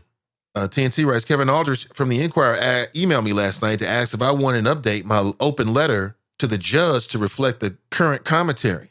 I was like, sure. Okay, great. Tight. That's tight. Going backwards here. Cynthia writes, we're going to make him a one-term president, said by Mitch McConnell. Right. Remember that night in Chicago? Oprah was there. It was the first black modern day family and a young Michelle Obama, young kids, Sasha, Malia. They walked on that stage at the very same time on Fox News. Mitch McConnell was having a press conference. And that's what he said at the same time. That's what kills me, man. Like when Obama was in office, the Republicans were anybody but. Anything Obama said, it was the opposite. It didn't matter. It didn't matter. If Obama was like, clean water for the kids, Republicans was like, who you think you talking to, you uppity ass Negroes? That's how they reacted to him. I remember it. I watched it. I broke it down. I talked about it, and I'm not going to lie about it. Drop. It didn't matter what Obama did, man. Obama could have said, you know what? We need clean air and water. And the Republicans would say, that sounds like socialism. They still run around here talking about socialism. That's just some fancy anti-intellectual way to allow these titans of industry to pollute our communities and get away with it. Oh, socialism. I watched that video. What is it called? I think it's probably a political action committee or some kind of civic engagement group or something like that, but it's called Turning Point USA. Now, Candace Owens, she works for that group. It was started by some dude, and I don't even know who it is. I can kind of see an image of him. I remember seeing the photographs of him. And what they're doing is these are the people behind Brexit, black exit of the Democrat Party. These are the people behind that display that we saw recently where Donald Trump was standing in front of all those young black conservatives. And that's when he said, black people, they built this country. And he said some other things. You know what I'm talking about? It's out there. It's out there. It's out there. You know what I'm saying? And I went back to their website. I was just kind of looking at it, and they had a whole lot of anti-socialism on there and all this kind of stuff. That sounding dumb as hell, knowing damn well they got raised off Big Mama and her Social Security. Damn well. If Big Mama gave birth to your mama, and she was able to do that because she had that Social Security check coming in. Now you want to get all uppity talking about something you ain't for socialism. People can be so misled so easily, very easily, man. I can't let my people go out like that. A damn shame. Maybe I can find an audio clip for you because I was just watching it yesterday. It was quite interesting, man. I think it's like the Young Black Leadership, something like that, council. And they're all like young Black Republicans. And they could tell they were so proud to be standing there. It's called the Young Black Leadership Summit of 2019. This was started by Turning Point USA. Let me see if I can get some clips here. He was at the Young Black, and they got the young sister, look like a young Beyonce, was standing right next to him. Let's see what I got here. I might have a little audio, of course. Thunderous, think of that, thunderous applause. Think about that.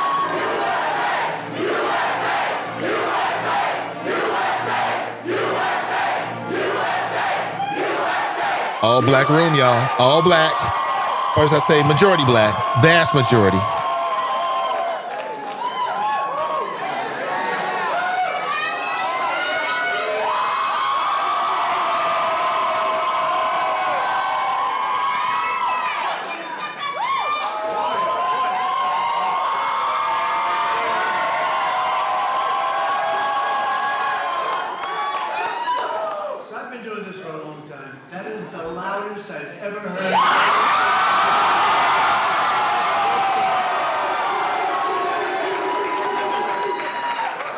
Modern day Django.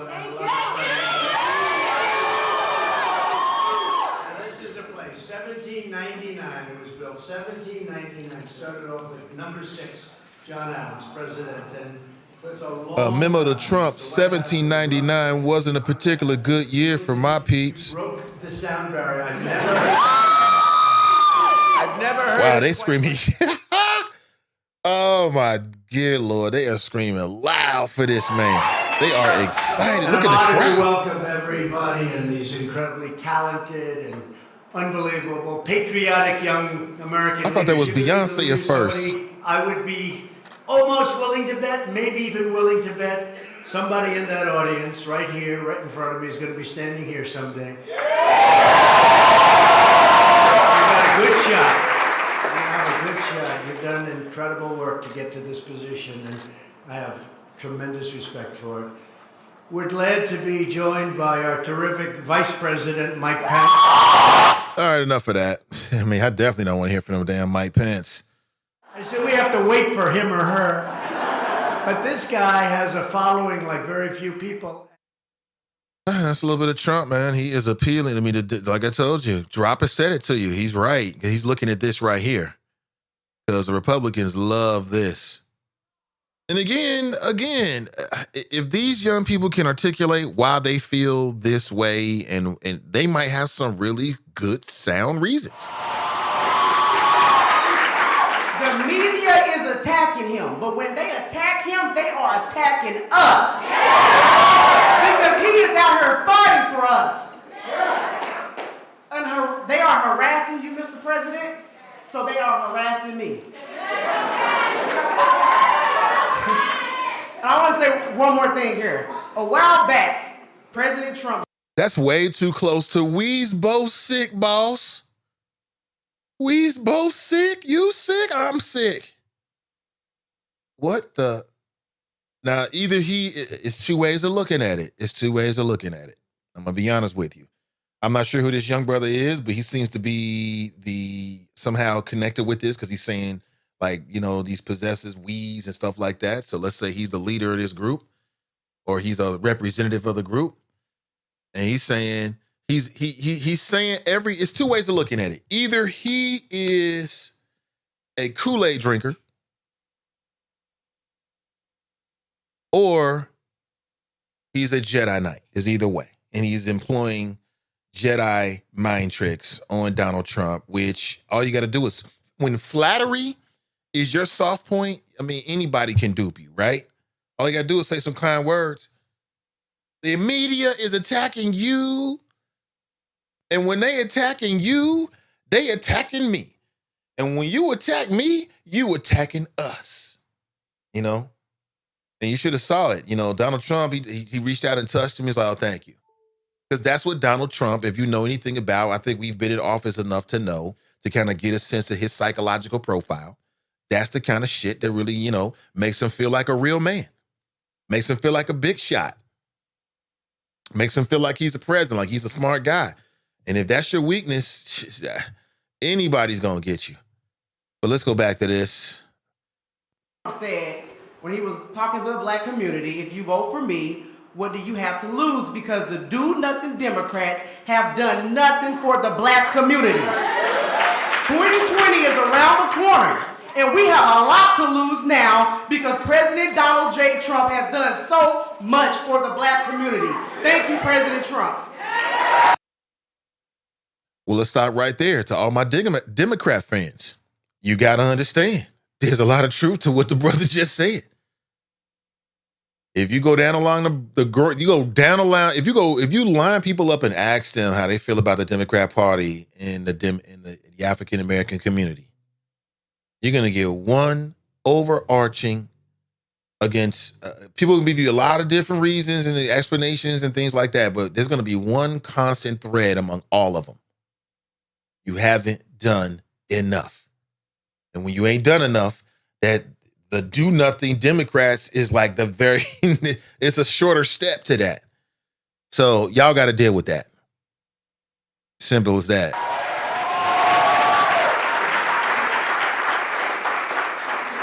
Here's something. And see, he's right. There's a lot to lose now because as long as Donald Trump's in the White House, then at least once a year or maybe 2 or 3 times during his administration, you get a chance to have a moment like that. And get close to the president. Be on TV with the president. President knows who I am. Take a picture with the president. He might even tweet about you. Tweet about your organization. So now they got a vested interest in making sure Donald gets another 4 years. And if they got to say do nothing Democrats, which, I mean, if that's a stereotype, then maybe there's a lot of elements of truth to it. It is what it is. But that's very, very interesting. And I'm telling you that there's going to be a growing movement of that. 2020 is going to be quite interesting. Very interesting in 2020. Jared writes, Amber lied, period. Mason Muller writes, Nate on one this morning. Mike writes, Tammy the Mammy and the Dallas police chief are both Deltas and friends, and Judge Mammy is considered to be soft on cops. Mason Marler writes, you got 12 more minutes, Nate, no cussing. See, that would be 8:30, but we was going to 9:30 is the cussing zone. Pam writes, good morning, all. Magnanimous King writes, good morning, Nate and the Choppers. I'm going way back. Fame writes 3-1. That's hilarious. Tanika writes, forgiveness doesn't diminish consequences for actions. Magnanimous King writes, Amber isn't going to do those 5 years. She'll be out in a couple of months, and that's if she really locked up now. So much cynicism when it comes to police officers and the treatment that they get. But, I mean, can you really blame them? Mike writes, Amber, with the racist text messages and cheating with a married man, is only remorseful because she can't get out of this one. Her only move is white woman tears. Apropos, Mike Jones, cheating with a married man. Now, is that such really a bad thing? Just think about that. I mean, as a married man, again, strike that from the record. You didn't hear any of that. But, I mean, she's cheating with a married man. She has racist text messages. She thinks that Dr. King's death is funny. She thinks the idea of a racist dog, and think about what that means, a vicious animal snarling at people of color, non-white folks, to the delight of the white people. Think about it. And you supposed to be law enforcement? Oh, no, man. Clearly what we need to do across the country is to rethink the protocols in which police officers have been hired, rethinking the type of reviews that are in place for law enforcement officers, 1 year, 2 year, 3 year, 4 year, 5 year. I think we can do better. I think we can do better myself. I know that's very unpopular to say when it comes to law enforcement, but I think we can do a lot better. How did Amber Geiger even get on the police force? And again, I find it hard to believe that you can walk into somebody else's house. Like, I've been tired before, but never that tired. I mean, I've been like dead dog tired. We've all been dead dog tired before. Like being kids or working out where you come home, you can't even take a shower, you fall asleep on the bed, but you got home. Somehow you made it home and didn't key into somebody else's house. I just don't buy any of it. Where can we get a yard sign? That's Pat, about an hour ago. Renee writes, don't hope for a fair judge. Vote to get one. I'm with you, Renee. Absolutely. Deanna Kinley writes, sorry. Okay, hey, what's going on? Good to see you. Trump is loading the federal courts with Republican judges. Why should we give them more? Don't be deceived. Barack Obama and the Democrats thought Hillary was going to beat Trump. Elections have consequences. See, and when I brought that up to him, he tried to make it seem like he didn't say it. You texted it in here.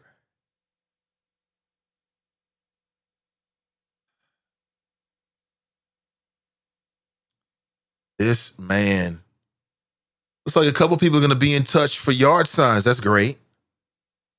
Yeah. Tony writes, morning, Nate. I will have to get in on the next concealed carry class. Still mending my foot surgery. I understand. Let's see. Mason Muller writes, actually, Obama didn't leave the judge spots open. Mitch McConnell and the Republican Senate refused to bring Obama judges up for a vote, just like they held up the Supreme Court nominee Merrick Garland. Drop his line again and got caught. I mean, I don't catch him every time, but every once in a while I catch him. He just keeps coming back with it, man. I mean, and listen, I appreciate the love. Pamela writes, morning all, I'm just in to hear Drop's fictions and attacking black people and sucking up to Nate. I wouldn't say sucking up. I would say there's an admiration for my flows. That's what I would say. But good morning to you, Pam. Pam coming in throwing haymakers. And did you hear? I'm just stirring the pot now, Pam. Did you hear? Let me see. Did you hear what John said? See? He just going to keep stirring the pot. Cerintha writes, I think Drop's aluminum foil hat is made from the Dollar Tree aluminum foil and not Reynolds wrap. Where's Reynolds? So it's not really working, right? Oh, that is hilarious. That is hilarious right there. Let me see if I can get some ABs going.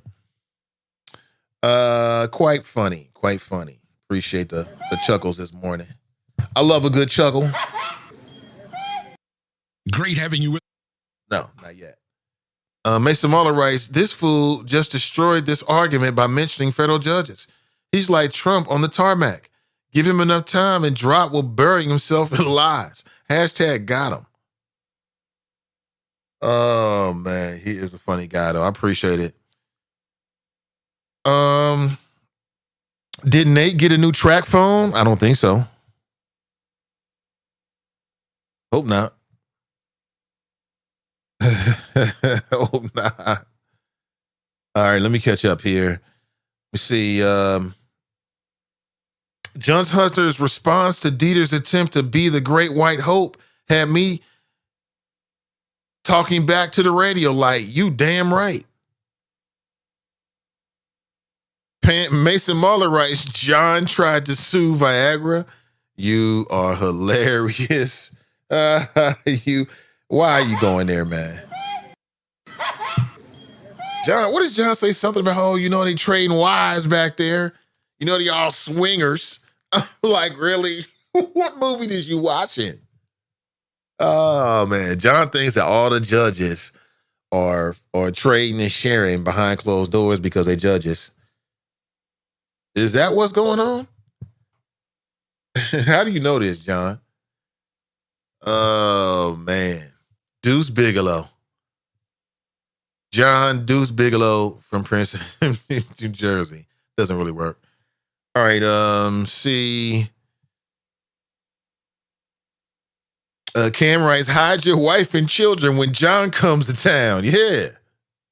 Tony writes, I envision John resembling a black Mr. Magoo. No, he looks more like Mr. Burns from The Simpsons. Mr. Burns from The Simpsons, I'm telling you. TNT writes, there is a lot of white teachers who are conveying their conservative political views on students who are still developing their opinions on society. I remember my child middle school telling the students that no one can celebrate or mention Barack Obama's presidency when he won, or they would be written up. I was like, WTF? Isn't this a historical moment in history? Oh, me and that teacher would have had a problem. I know y'all had problems. Mason Marler writes, we have our Gilligan of the week. See, y'all can be so unkind. So unkind. TNT writes, can I manage one of your Trump Towers, boss? No, I don't trust the blacks to handle money. Sorry. So said the orange man with the leaf-thin lips. Leaf-thin? Damn, that's pretty thin. That's pretty thin. Your vote is a transaction, not an obligation. Independence is freedom.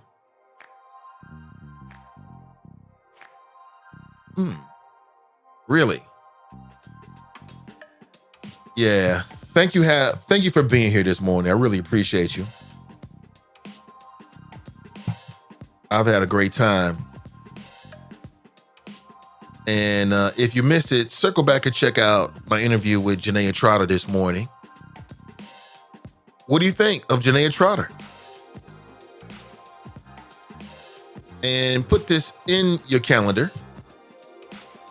Coming up this Sunday, the First Lady's Health Fair.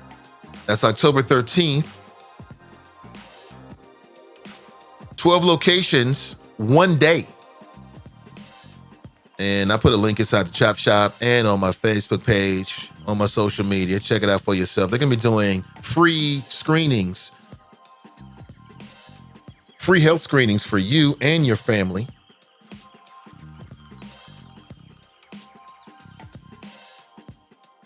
Including free mammograms, free HIV testing. Also, I'll say it again, CCW opportunity coming up this Sunday. And the location is going to be out on Mack Road in Fairfield, Ohio. We're all going to meet up about 8:15 a.m. and get certified for CCW. If you're interested, let me know. The cost will be $90. And they will take a partial payment, which will be half of that, $45 to hold your spot. And they're willing to take the other half the day of. That's this Sunday. I would rather have it and not need it than need it and not have it. That's just me. But you have to make your own decision. All right. Thank you for being here. And I'll be back with you bright and early tomorrow morning at 8 a.m. Got a couple of interviews scheduled that I'll be sharing with you. So watch me on social media, follow the stream, and we'll catch up real soon. Have a great day. I'm out.